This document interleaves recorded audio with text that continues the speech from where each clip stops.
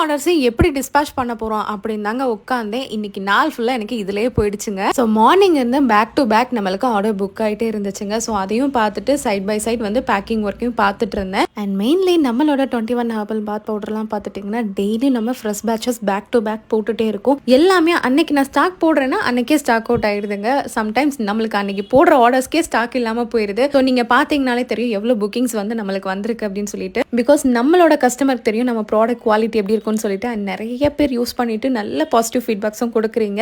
So hair ஆயிலாக இருக்கட்டும் and health மிக்ஸ்லாம் குழந்தைங்க விரும்பி குடிக்கிறாங்கன்னு பல்காக ஆர்டர் புக் பண்ணிக்கிறீங்க. எனக்கு தேனியை தவிர்த்து வேற எந்த ஊரும் அவ்வளோவா தெரியாதுங்க. ஆனால் இந்த பிஸ்னஸ் பண்ணதுக்கப்புறம் எல்லா ஊர்லேருந்து அவ்வளோ லவ் அண்ட் சப்போர்ட் கிடைக்குதுங்க. அண்ட் இதை தொடர்ந்து ஃபர்ஸ்ட் டைம் வந்து நம்ம ஆஃப்லைனில் வந்துட்டு ஒரு ஸ்டால் போட போகிறோம். ஐயம்பேட்டை அஞ்சுமன் மஹாலில் February 6.